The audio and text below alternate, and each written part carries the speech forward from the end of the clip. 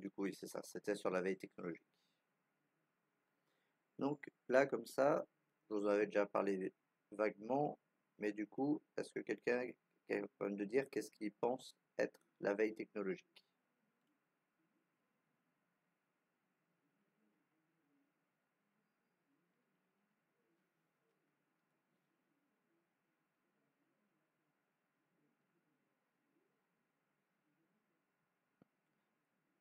Qu'est-ce qu'on entend exactement par là, par prévention?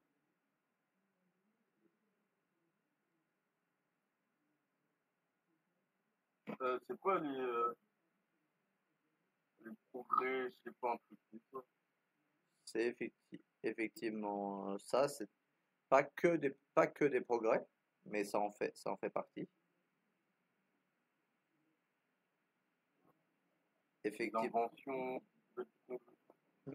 C'est se effectivement, tenir informé en vrai, c'est de donner l'information sur les nouvelles tech, les bonnes pratiques à avoir, les c'est bons ça, les automatismes. changements de pratique, les changements de tout ce qui est même réglementaire, ce qui est les améliorations technologiques, les nouveautés technologiques, les avancées qui sont en cours autour d'un domaine, hein. Parce que la veille peut être faite là plutôt du coup autour de de votre métier, de l'informatique, mais après vous pouvez appliquer la veille à n'importe quel sujet. Si c'est autour de passion ou quoi, les mêmes techniques peuvent être utilisées pour de la veille autour d'une passion que vous pourriez avoir que pour un métier. Mais effectivement, c'est ça. Le principe de la veille technologique, c'est de se tenir au courant des pratiques.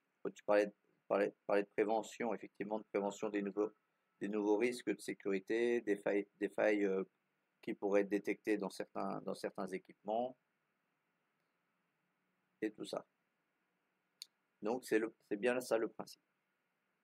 Et donc, ça, c'est quand même une part importante à savoir pour garder au contact des métiers. Donc, maintenant, il y a plusieurs possibilités pour le faire. Il existe deux méthodes principales.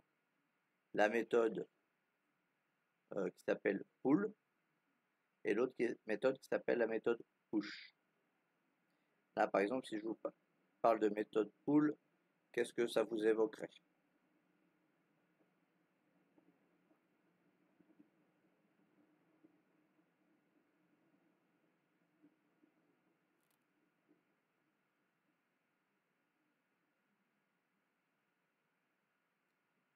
Effectivement, c'est effectivement tirer, donc tirer l'information.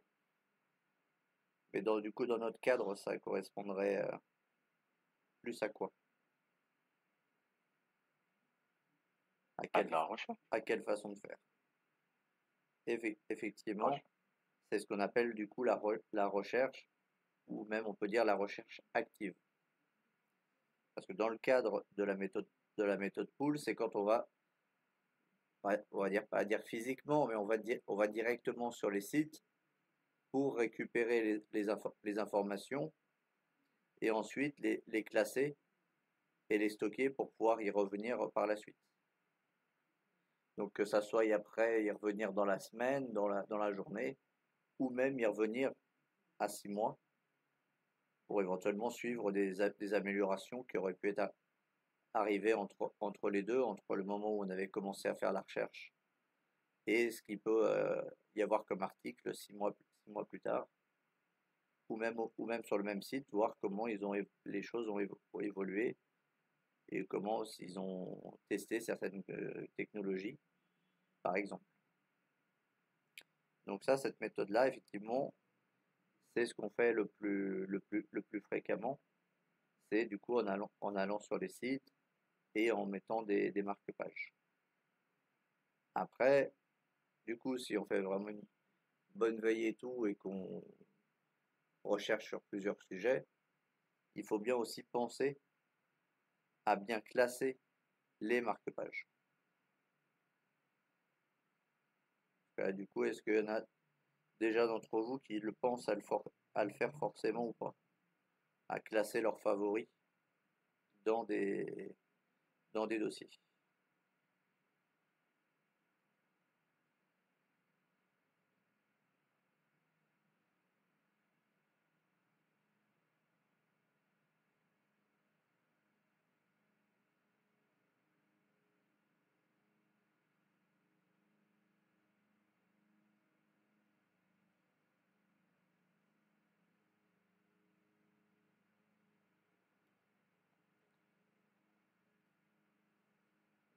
Visiblement, non.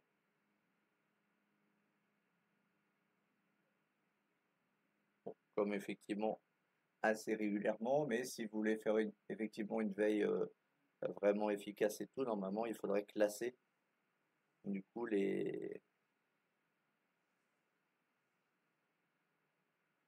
oui, les enregistrer là, c'est-à-dire comme ici, là on va dans marque-page et on a toute la liste. C'est ça que tu veux dire.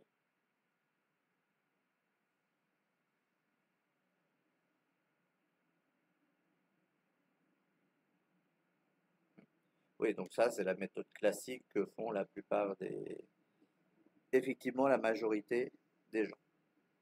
Mais il faut savoir que du coup on peut créer des sous-répertoires pour mieux ranger les choses.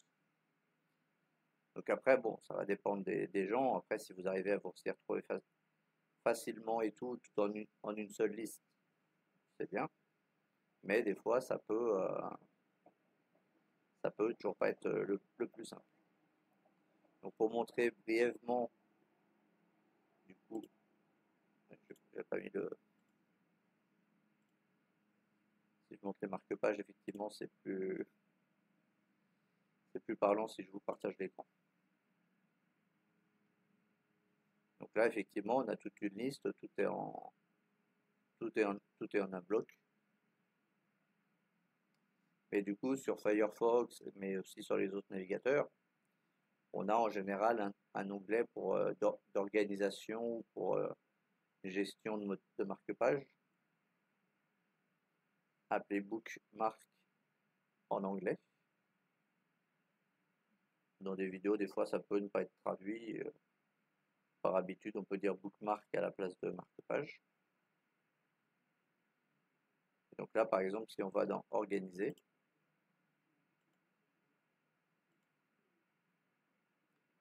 là, normalement, c'est celle-ci, la barre personnelle. Et ici, je peux ajouter un dossier. Je vais faire un clic droit.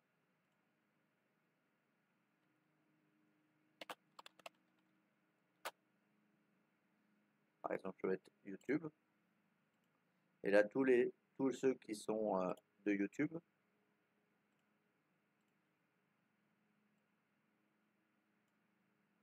je les prends, je les mets dedans. Et comme ça, quand je reviens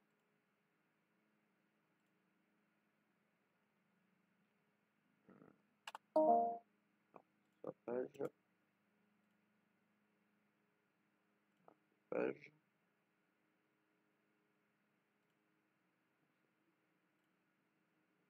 donc là, je retrouve ma barre personnelle, mais c'est pas celui, du coup, c'était pas celui-là.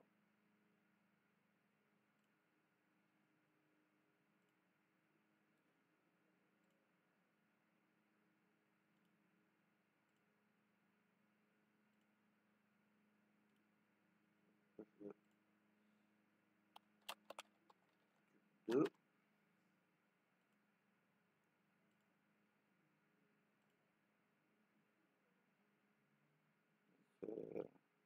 Moi, je veux pas les raisons.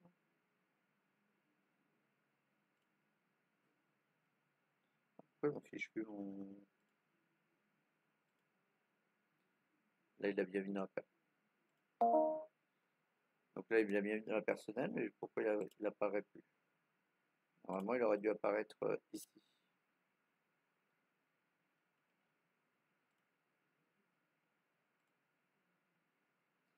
Bon, après, de toute façon, c'est pas le principe est un peu différent entre chaque navigateur, mais là, voilà. Enfin, en tout cas, c'est pour le principe. Quand on fait la méthode pull, et que du coup on trouve des sites, des pages qui dans l'intérieur d'un site qui nous intéresse, il faut penser effectivement à faire un marque-page pour les garder de côté pour y revenir par la suite.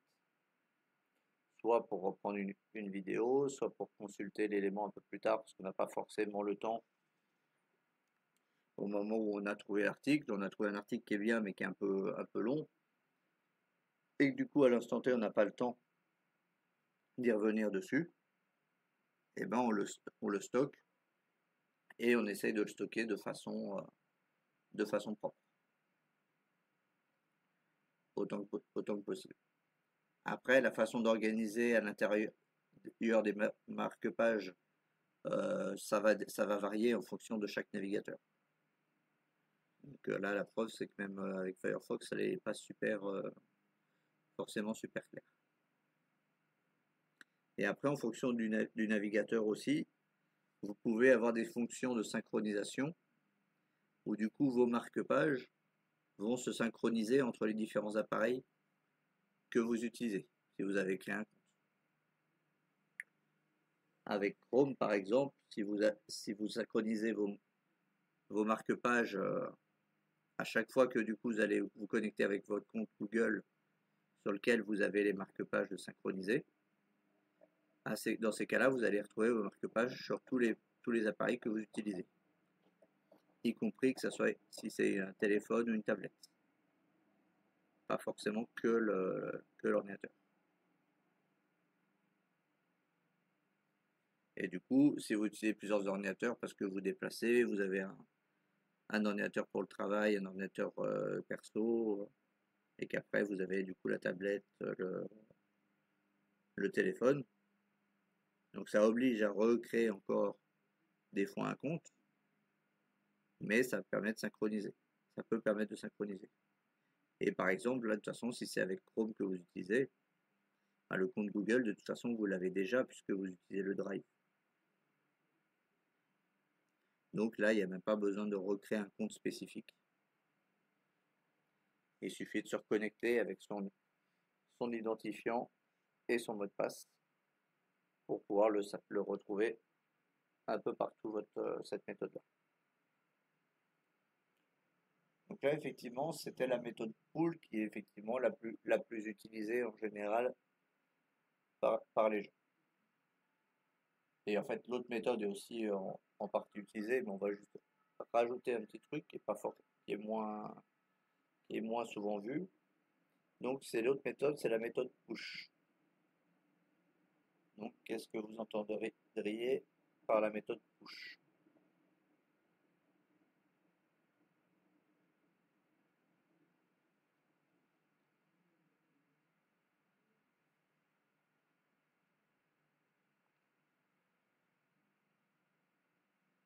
Effectivement, push, c'est pour pousser, la traduction.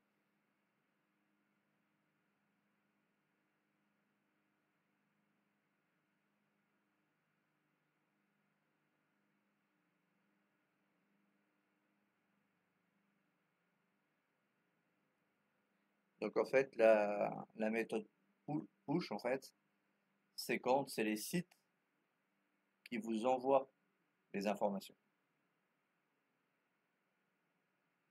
Et donc par exemple, par quel biais un site pourrait vous envoyer des informations et que vous avez déjà, à mon avis, en place pour certains éléments.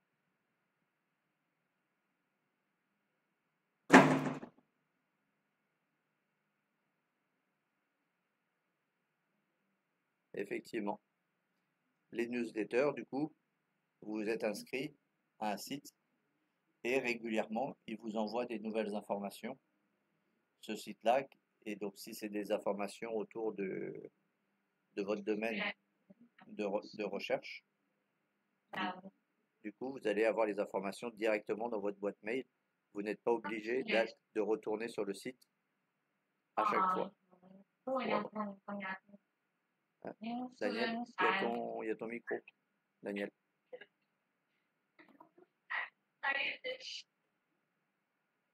Merci. Donc oui, la méthode push, c'est les sites d'information qui vont vous envoyer directement les mises à jour selon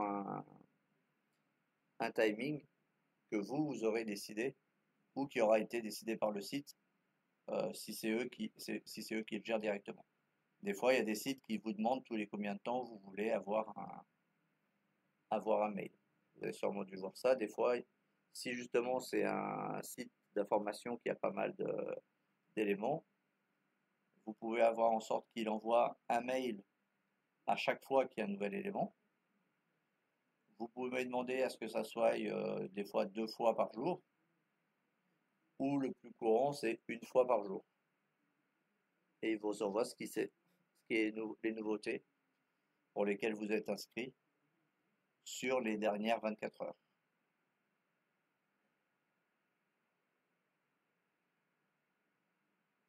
Donc ça, effectivement, c'est sur les différents sites que vous inscrivez, où vous vous retrouvez avec des newsletters. À savoir que même si des fois vous vous retrouvez avec des newsletters, vous n'étiez pas trop sûr si vous aviez envie ou quoi, ou que pour une autre, finalement, vous étiez inscrit à une newsletter et que vous n'avez plus envie de recevoir des newsletters de ce site. Vous pouvez, dans chaque mail, ils ont une obligation en bas de mail, souvent c'est tout en tout petit, d'avoir un bouton pour pouvoir vous désabonner de la newsletter. Sans faire de démarche compliquée. Normalement, en général, vous cliquez sur le lien, ça vous ouvre en général la page web du site et vous dites et vous validez se désinscrire. Mais ça, c'est une obligation qu'ils ont depuis longtemps maintenant, d'avoir un bouton de désinscription pour les newsletters. C'est obligatoire. Je ne sais plus exactement la règle qui avait fait ça, mais justement pour limiter les pollutions dans les serveurs et tout, avec des gens qui reçoivent des newsletters qui regardent jamais. Donc dans l'idéal, il faudrait effectivement faire un nettoyage régulier de toutes les newsletters pour éviter d'être pollué et de recevoir plein de, entre guillemets, de spam. Parce que les newsletters sont pas forcément que du spam. Donc ça, effectivement, c'est une première façon de faire de la méthode push, pardon, qui est du coup ce que vous utilisez le plus couramment. Parce que ce soit pour de l'informatique ou pour d'autres choses, on est souvent inscrit à des newsletters où il suffit qu'on fasse des concours, des choses comme ça. En général, des fois, on est obligé de cocher la case pour la newsletter pour pouvoir valider. Et donc après, du coup, il faut penser à se désabonner. Si on veut faire proprement. La deuxième façon, qui est un peu moins connue, mais moi je connaissais, mais j'ai pas spécialement appliqué jusqu'à présent, mais j'ai commencé parce que c'est vrai que c'est assez pratique quand on a trouvé. C'est ce qu'on appelle les flux RSS. Est-ce que ça parle à quelqu'un?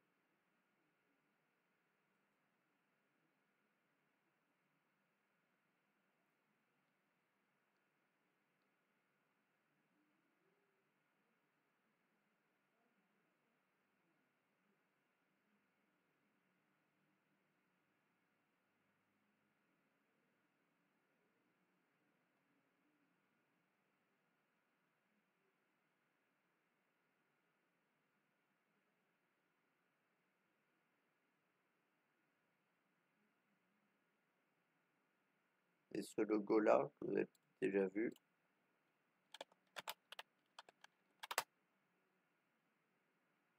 est-ce que ce logo-là, ça vous parle d'en avoir déjà vu sur des sites qui ressemblent à ça? Ouais. Pas croisé, mais Donc bon, c'est on dirait le logo du Wi-Fi, en vrai. un peu, oui.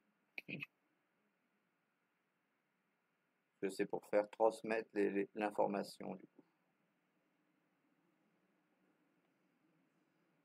Et donc ces flux-là, en fait, vont vous envoyer, pas exactement comme une newsletter, mais va vous envoyer les dernières informations qui sont parues sur le site, sans avoir besoin de retourner sur le site en question.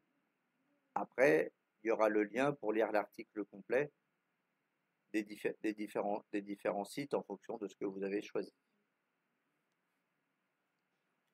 Donc là, on a plusieurs outils qui permettent de le gérer. Là, vous verrez dans le document, et puis je vais les présenter. J'ai mis 3 outils qui permettent de gérer des flux RSS. Le premier, et qui est assez facile d'emploi, il s'appelle Feedly. Donc là, je suis connecté, vous pouvez vous connecter gratuitement. C'est juste que pour la version payante, c'est quand on a plus de 1000 feeds. C'est-à-dire qu'on a plus de 1000 sites, plus de 1000 flux RSS qu'on a intégrés. Donc du coup, ça laisse quand même de la marge. Plus après, bien sûr, les améliorations par rapport à l'IA et tout, qui sont bien sûr derrière une partie payante, mais qui ne sont pas forcément nécessaires. Et donc là, après, quand vous êtes là, vous voyez, on peut créer des répertoires. Ici, j'ai créé un informatique. Je pourrais créer un truc vidéo, par exemple.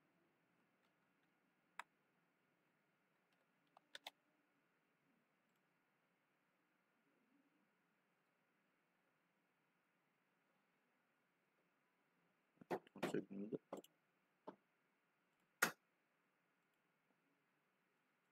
Donc là, par exemple, sur Feedly, donc j'ai créé un onglet vidéo. Après, par exemple, je tape ici flux RSS vidéo, par exemple.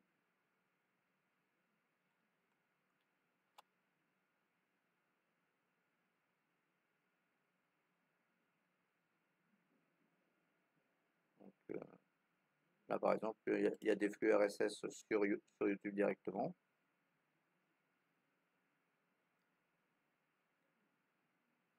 Donc,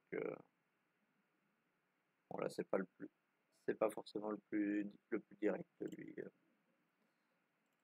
Vidéo, quel site Prime Vidéo, par exemple, est-ce qu'il y en a?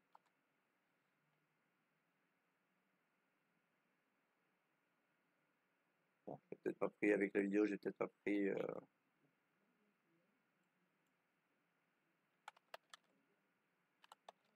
On va modifier un peu.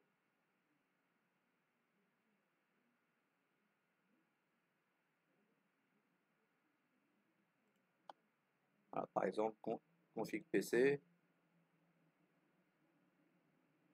Ils ont a priori un flux du coup des articles de config PC.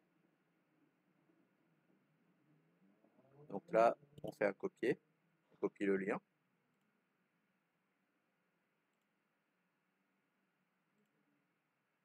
Ah, du coup, je vais aller dans l'informatique.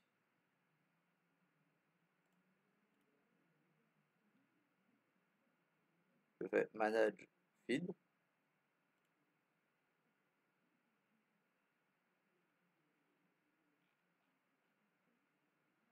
Donc ça, c'est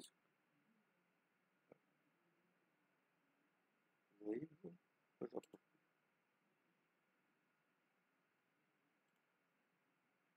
Ah ouais, non. Tout simplement, il était là le bouton avec le plus. Ici, du coup, on colle le lien.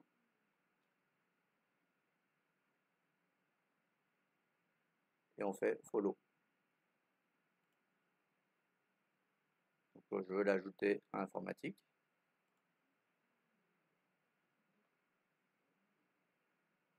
Et si je reviens ici, on voit bien que j'ai bien config PC.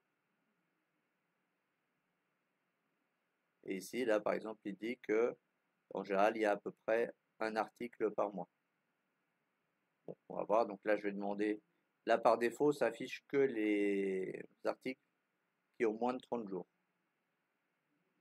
Donc là, après, je fais si pour l'article.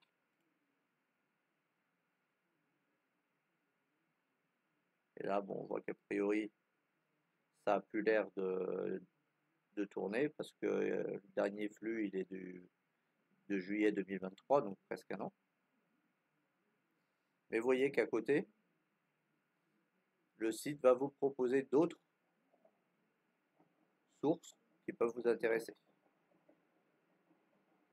Par exemple, sur l'overclocking, là, si je clique ici, je peux faire follow directement. Toujours dans l'informatique. Et là, après, quand c'est fait, bah, je reclique sur le flux que j'ai mis. C'était overclocking.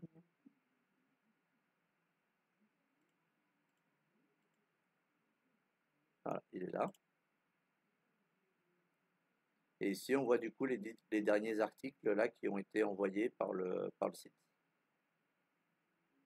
Et après, on peut les mettre en favoris pour les retrouver rapidement ou mettre un signet pour dire qu'on le lira plus tard. On n'est pas sûr si on veut le garder forcément de côté, mais on sait que du coup, on va le lire par la suite. Là, donc ici, c'est plus du coup lié autour du matériel, ou par exemple, ici, il parle des risques pour des emplois chez Intel, et après, il faut regarder si ça nous intéresse le titre, et ben on regarde le contenu du site avant de déterminer si on le sauvegarde ou pas pour y revenir par la suite.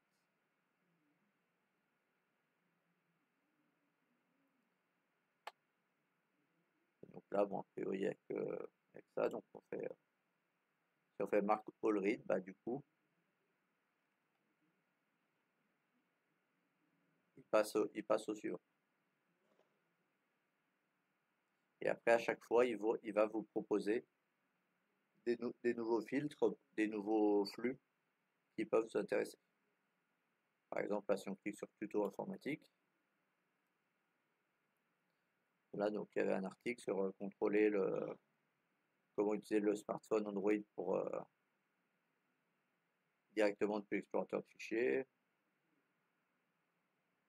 des alternatives à des anciennes fonctions qui étaient présentes dans Microsoft mais qui en ont pu été réutilisées. Donc, par exemple, là, celui-là, je vais mettre un read letter pour aller voir un peu plus tard qu'est-ce qu'ils disent, qu'est-ce qu'ils proposent. Là, par exemple, des astuces sur le serveur Linux, donc je vais jeter un œil pour voir.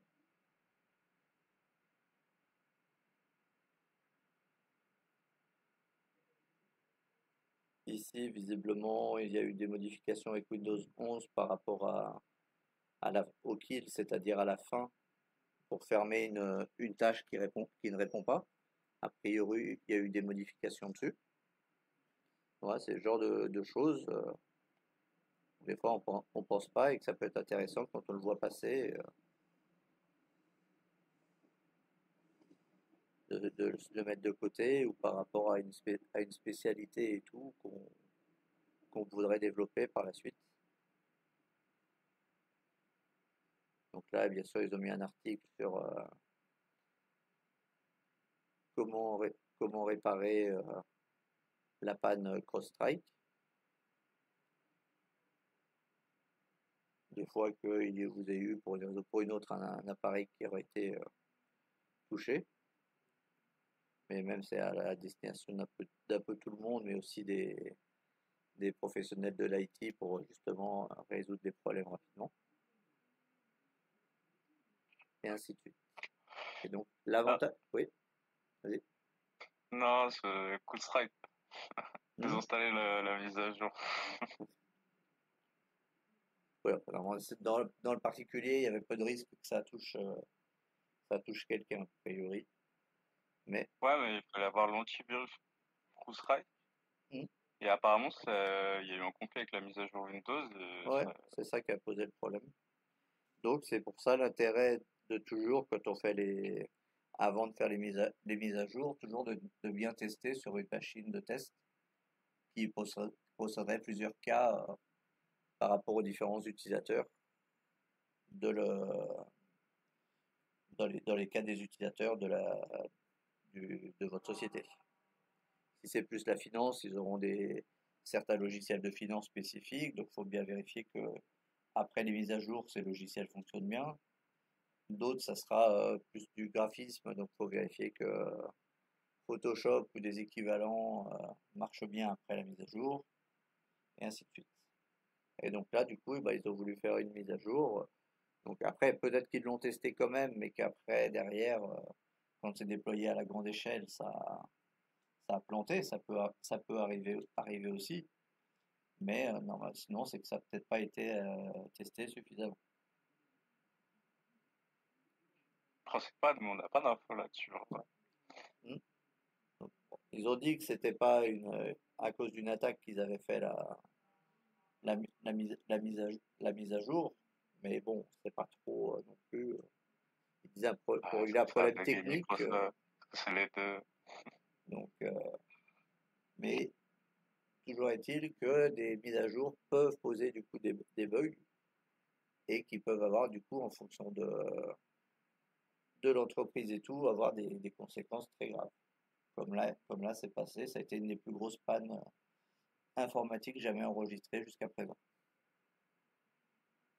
Donc effectivement, quand ils ont dit ça concernait que 7 ou 8 millions, soit à peu près 1 à 1,5% de tous les PC du monde. Effectivement, en pourcentage, ça fait pas beaucoup, mais quand on La question, c'est quel c'est. quand on le retranscrit en chiffres, 8 millions, ça commence à faire par contre. Donc, c'est pour ça qu'il faut toujours faire un minimum de tests avec les mises à jour si vous avez la possibilité. D'où l'intérêt aussi, du coup, comme on verra, des fois d'utiliser le WSUS pour gérer quand les mises à jour sont envoyées aux différents ordinateurs, plutôt que ce soit chaque ordinateur qui ait cherché sa mise à jour. Au moins, comme ça permet de mieux contrôler le flux des mises à jour.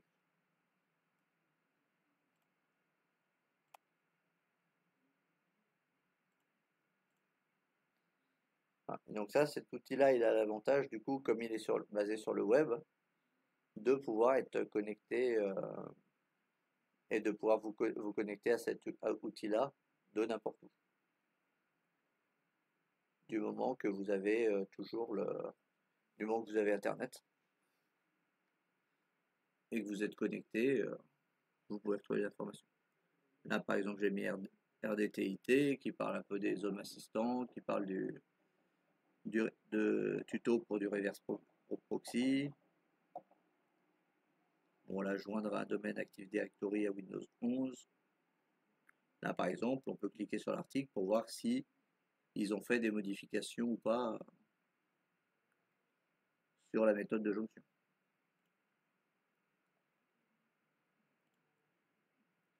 Par exemple.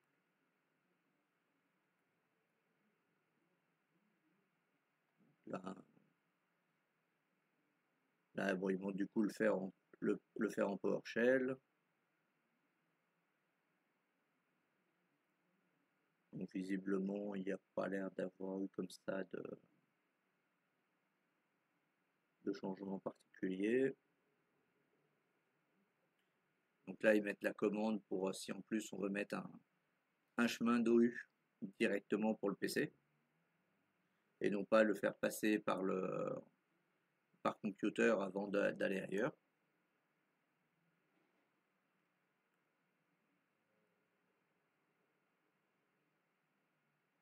Donc non,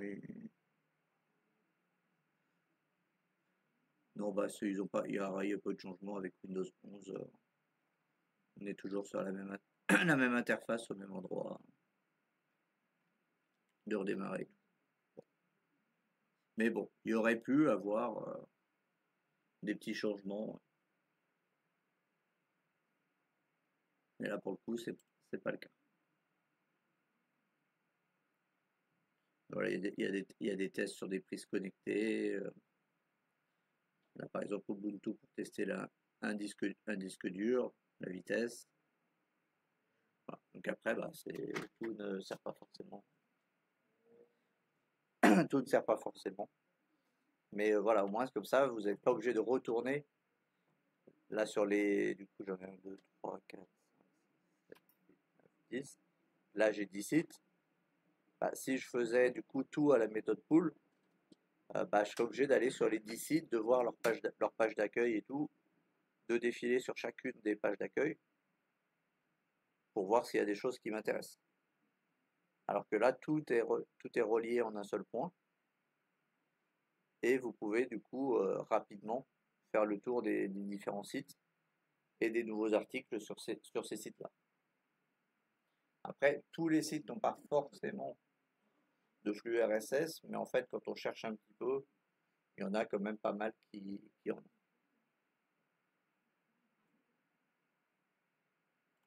Donc là, par exemple, je passe au Crade Info et puis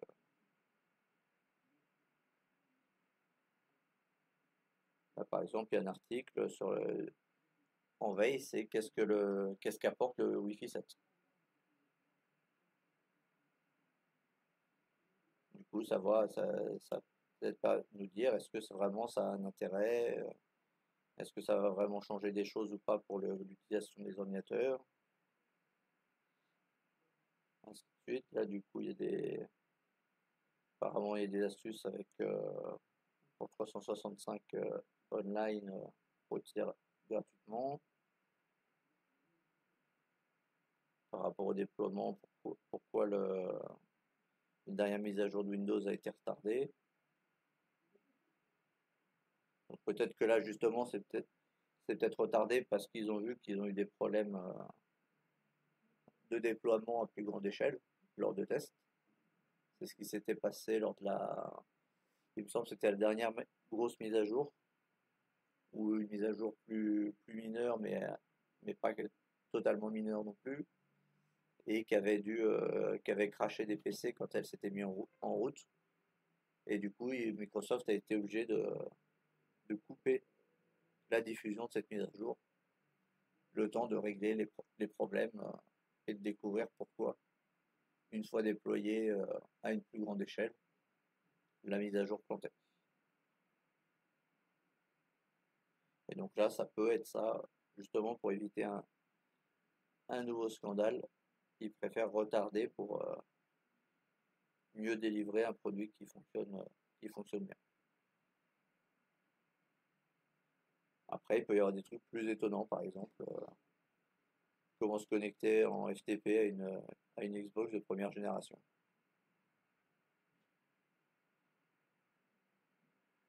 Pourquoi ils ont décidé de faire ça? Oui, pour changer l'interface apparemment. Ouais, apparemment, je sais pas, ça doit pouvoir servir un peu de mini-serveur ou quoi, je sais pas. Et, voilà, donc on peut. Ouais, c'est pour envoyer les jeux directement sur la Xbox, Hmm. sans le FTP. Donc voilà, il y a plusieurs trucs comme ça après, donc ça permet de faire rapidement le tri de choses.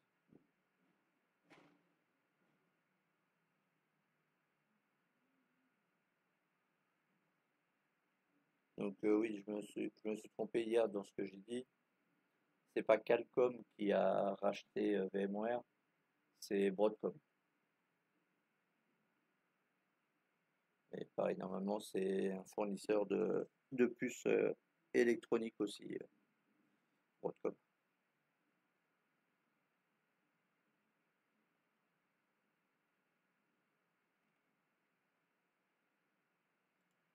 Donc ça, celui-là, c'est le premier outil que je vous suggère.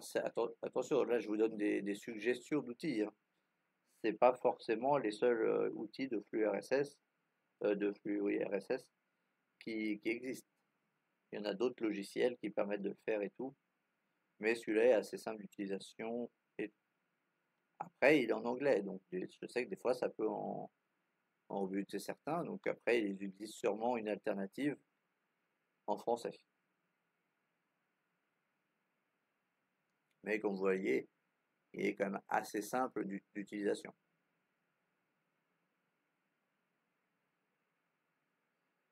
Une autre façon de pouvoir utiliser des flux RSS, vous pouvez utiliser aussi Thunderbird. Est-ce qu'il y en a qui ont déjà utilisé Thunderbird pour autre chose?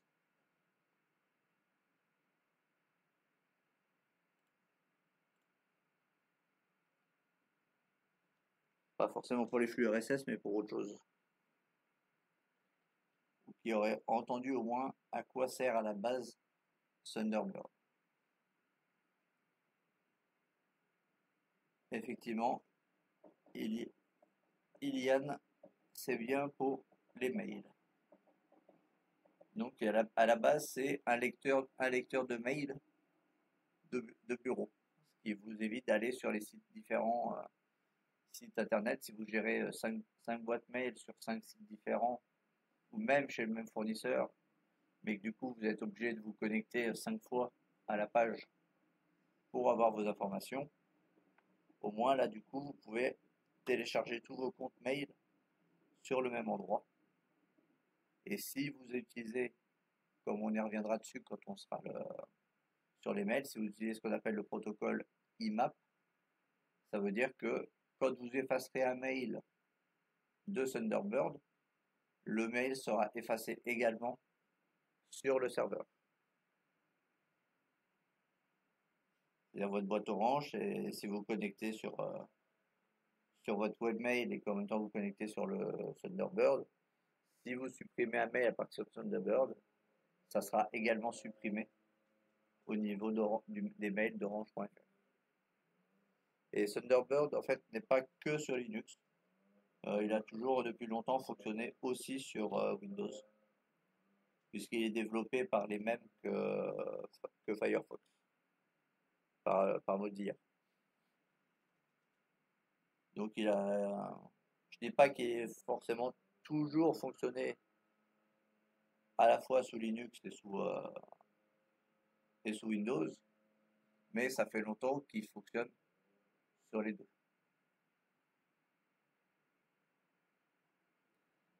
Et donc du coup, on peut l'utiliser en tant que flux RSS et on n'est pas obligé de créer un compte mail ou d'associer un mail pour pouvoir utiliser la fonction RSS. Pour ça, du coup, là je l'ai pas, je crois pas que je vais arriver à le faire revenir.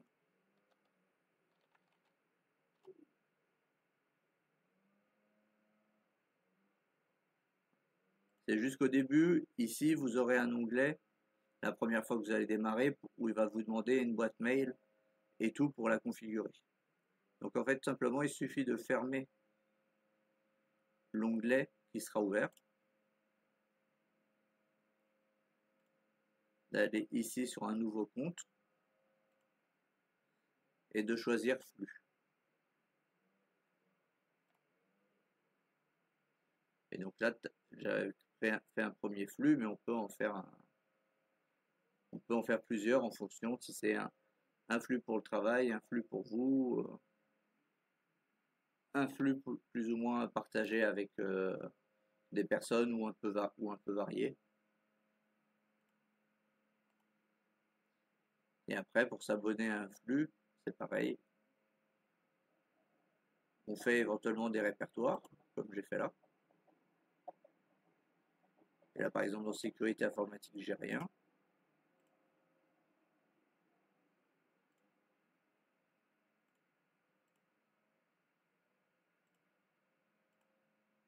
Par exemple, je peux faire flux RSS.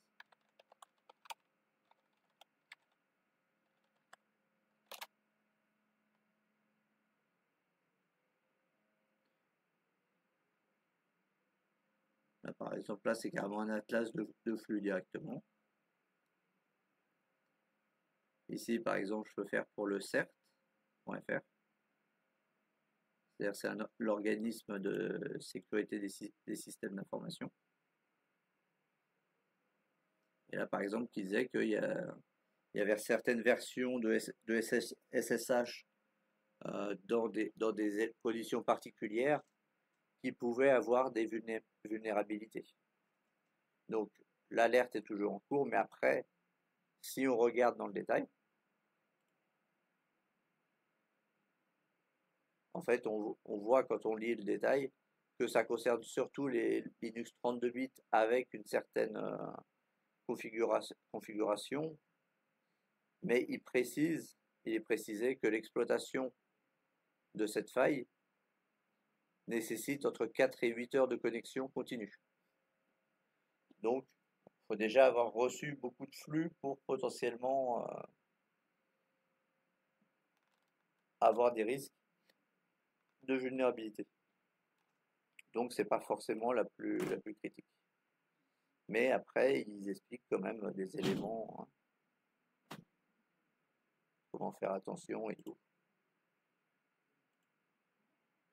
Là, par exemple, le 25 avril, il y avait des problèmes chez Cisco, mais depuis ça a été clôturé, ça veut dire que le problème a été réglé. Donc ça, par exemple, celui-là permet vraiment de se mettre, de suivre les réglementations et les modifications de sécurité. Donc pour tous ceux qui veulent faire du coup plutôt dans la cybersécurité et tout. Ah, ouais. Voilà, j'arrive. Donc on a été où? Oui, sur les flux sur Thunderbird. Donc une fois que vous êtes sur la page des flux, vous avez géré les abonnements au flux. Donc là, je crois que j'ai oublié de copier du coup la page, ici là. Ici là, on retrouve du coup le logo des flux. Et ici, vous voyez que par exemple, ils ont fait plusieurs flux. Un flux complet qui envoie les informations de tous les flux, soit un flux surtout pour les alertes, un autre pour les menaces, incidents, les avis, les indicateurs de compromission, les durcissements et les recommandations, et les bulletins d'actualité. Donc vous pouvez vous inscrire soit à tout, directement avec celui-ci, ou soit vous pouvez prendre un des autres feeds en fonction de ce qui vous intéresse. Donc là, par exemple, je vais copier celui-là, qui est le complet.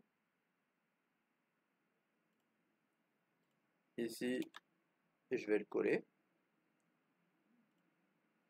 Il faut d'abord être dans le répertoire. Je le colle. Ça, c'est soit on veut avoir un résumé, soit on peut voir la page web qui va se charger. Ici, c'est tous les combien de temps il va aller vérifier s'il y a des nouvelles choses. Donc là, par défaut, c'est sur 100 minutes. Mais si on veut que c'est un site qui est actif, on peut lui demander d'aller voir toutes les 5 minutes, par exemple. Et après, on fait ajouter.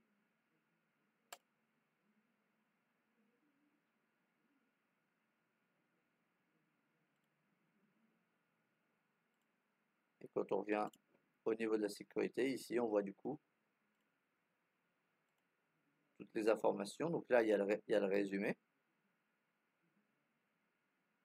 Et après, ici, vous avez la page de l'article complet,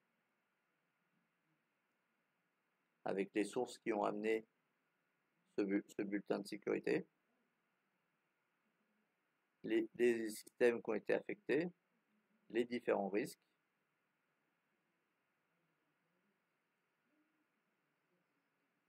les solutions. Donc là, ils disent d'aller voir la documentation qui est ici.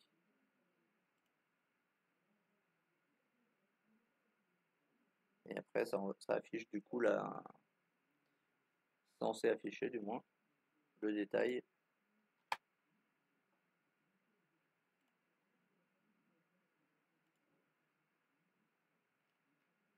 des résolutions. Après, à moins qu'il l'ait fermé parce que c'était censé être clos.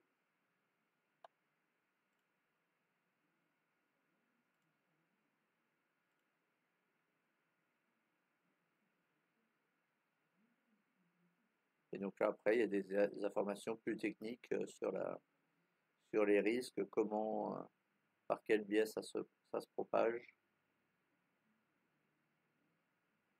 les différents éléments techniques. Et du coup, celui-là, ça répond.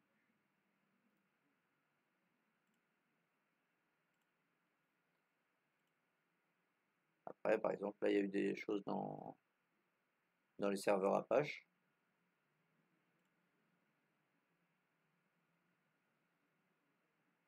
Donc, par exemple, là, 18 juillet, ils disent qu'il y a eu une vulnérabilité dans Edge qui a été découverte.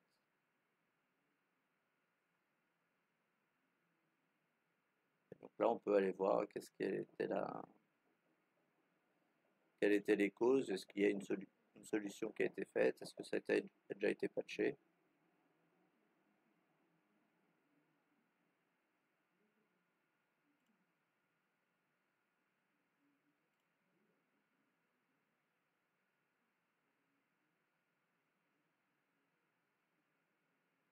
Bon, gravité max, bon, ils disent que c'est quand même assez modéré, du coup. C'est pas la plus grosse faille.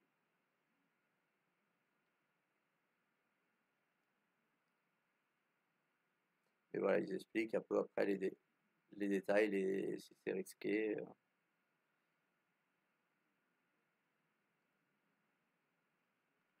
Les informations sur les contenus qui sont impactés. Voilà. Donc ça, du coup, ça, on peut suivre comme ça rapidement l'actualité justement des risques et des alertes pour des programmes. Parce que par exemple, si justement vous êtes dans une entreprise et que vous utilisez Apache, des éléments comme ça fait partie de la sécurité de base, c'est de vérifier régulièrement au moins les outils que vous utilisez les plus fréquemment, s'il y a des menaces de sécurité particulières qui pourraient avoir un niveau grave de découverte, en cas de découverte. Donc là, on peut voir vulnérabilité Sonico, Livanti, encore plusieurs failles dans Edge le 19 juillet. Par exemple, le noyau de Suze, il y a eu des vulnérabilités. Donc après, c'est adapté en fonction de ce que vous utilisez. Par exemple, vulnérabilité d'un produit VMware. On peut essayer d'aller voir les produits qui sont touchés. On a déjà les risques récupération de données, pour bloquer l'accès à distance, exécution de code. Les systèmes, c'est un système de déploiement, partie de Linux, de segment d'isolation. Donc c'est des outils un peu plus précis, parce que forcément les trucs grand public, mais utilisés le plus couramment par les entreprises les plus courantes, on va dire. Parce que là, dans l'eau, ça serait le VMware Tanzu qui me parle un peu comme ça, mais j'ai plus les détails de exactement qu'est-ce qu'il fait.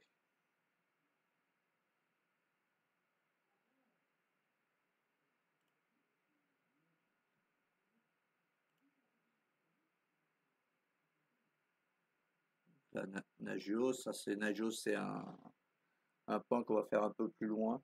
Je ne sais pas encore si on va utiliser Nagios ou Zabbix. J'hésite encore entre les deux. Les deux ont des fonctionnalités assez similaires. Et là, par exemple, Nagios 11, apparemment, il y a eu une vulnérabilité. Voilà, au moins comme ça, on peut voir rapidement. Et si en même temps on se sert pour les boîtes mail, au moins on a un programme qui nous permet de faire plusieurs choses simultanément. Et un autre outil qui va permettre de gérer des flux, c'est tout simplement GLPI.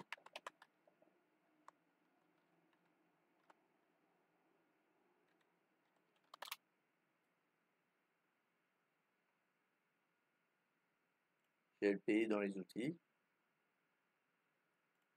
On a un lecteur de flux RSS. Ici, on fait ajouter.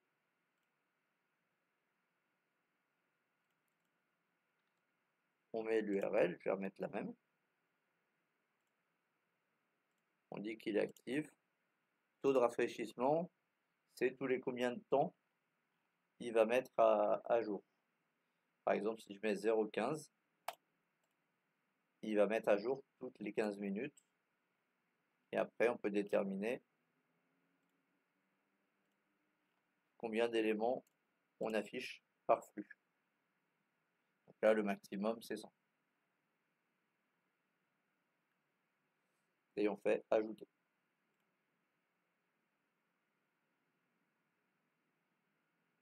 Là, si je reviens sur les flux, je retrouve bien mon CRTFR. Après, je vais dans le contenu.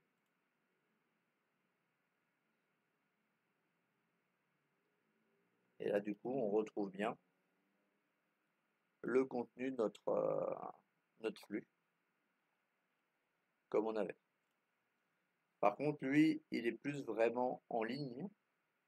Enfin, je veux dire, il n'y a pas de... J'ai pas vu d'endroit où on puisse créer des répertoires.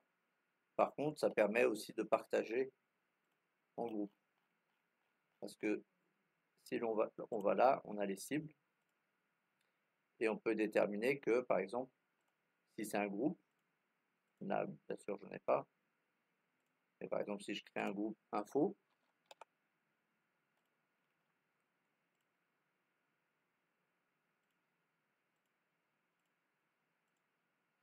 dans l'entité racine,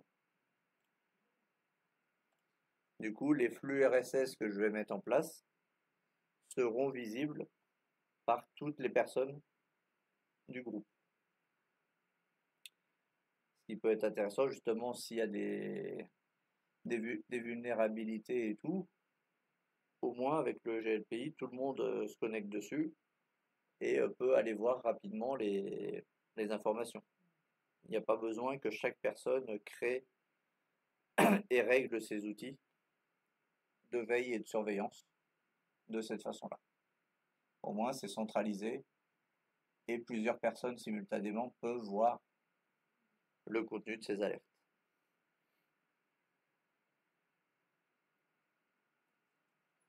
Donc voilà, 3 façons du coup de pouvoir gérer les flux RSS, ce qui permet du coup d'avoir rapidement des informations et ainsi d'utiliser en méthode push et les emails et les flux RSS pour récupérer des informations, pour éviter d'aller voir dans chaque site à chaque fois voir voir les nouveautés qui s'y trouvent.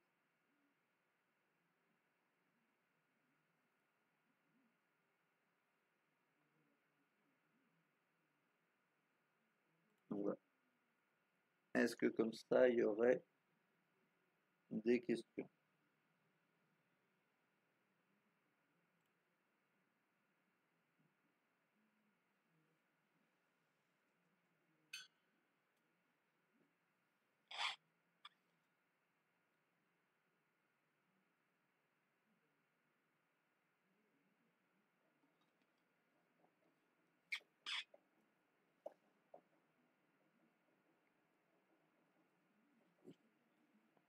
Après, du coup, oui, comme ça, là, moi, ce que je vous conseille le plus, c'est effectivement le Feedly, même si effectivement il est en anglais.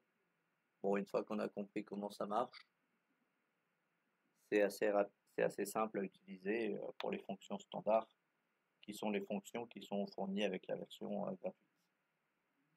Là, ça sert à rien d'utiliser forcément l'IA ou quoi.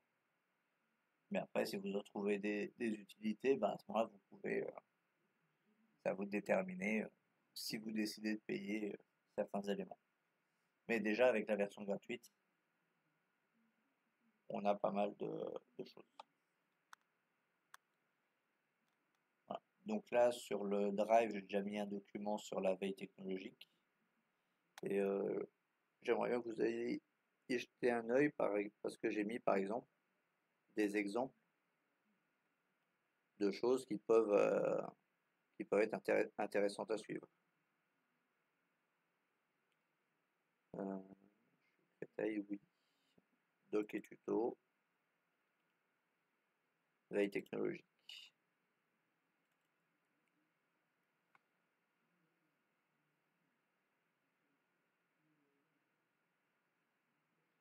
Donc là, j'ai remis les trois trucs que je vous ai parlé avec les explications des méthodes et un petit screen de comment ça se présente.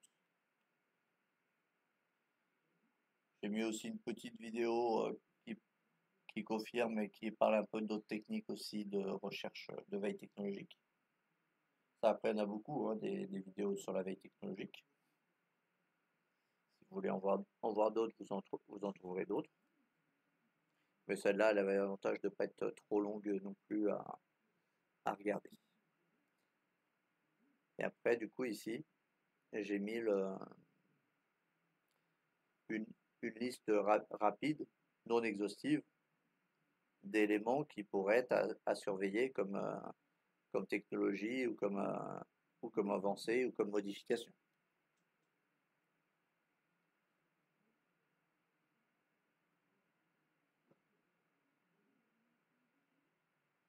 Par exemple, multi-cloud et hybrid cloud, par exemple, ce sont des éléments qui ont tendance à se développer dans la gestion du cloud. Après, des trucs, même moi, là, comme ça ne me parlait pas forcément, mais serverless computing, c'est-à-dire que on utilise des machines classiques pour faire office de serveur. Il n'y a pas de vrai serveur directement. Les sécurités dans le cloud, parce qu'il y a de plus en plus de choses dans le cloud. Donc, les réseaux sur le Wi-Fi, j'aurais pu mettre aussi rajouter Wi-Fi 7 du coup, qui est là parce que le Wi-Fi 6 lui est sorti, mais ça fait pas très longtemps et il n'est pas encore non plus très développé.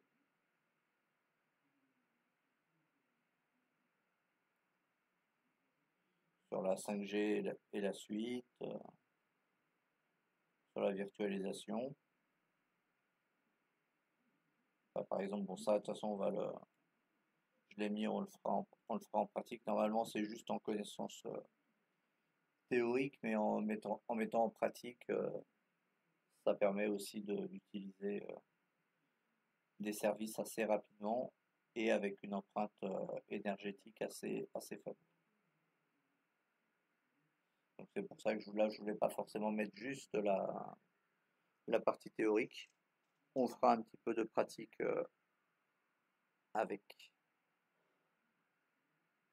Et vous verrez que c'est pas très très compliqué, mais de mettre en place, ça sera plus parlant sur le fonctionnement et l'organisation des conteneurs. Parler de sécurité, les API, Zero Trust, voilà, des différents éléments qui peuvent être pris en compte à votre niveau dans la veille technologique. Et bien sûr, elle est pas exhaustive et après, ça va dépendre chacun de vos affinités que vous avez, quoi. Parce qu'il y a certains éléments de l'informatique qui vont vous intéresser plus que d'autres. Bah, du coup, vous allez organiser plus votre veille autour de ces différents éléments-là qui puissent vous intéresser.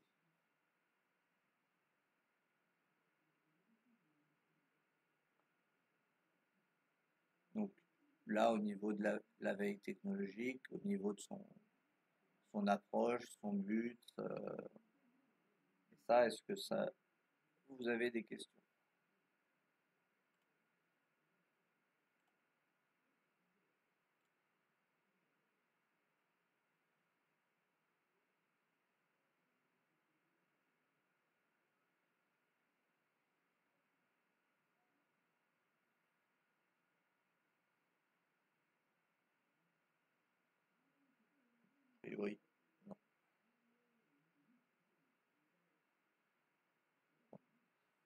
Non, bah après, effectivement, c'est de regarder un peu ce que c'est.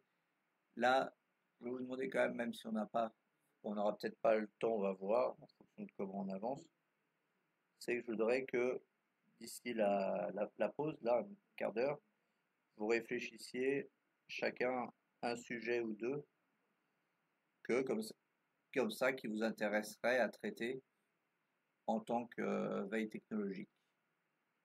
Donc là, j'ai créé un répertoire dans Exo.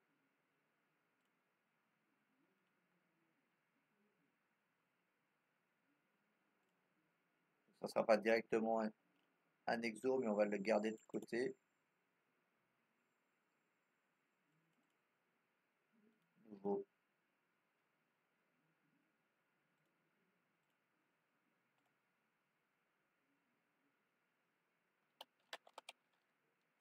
Non, c'est pas un fichier que je voulais. Nouveau dossier.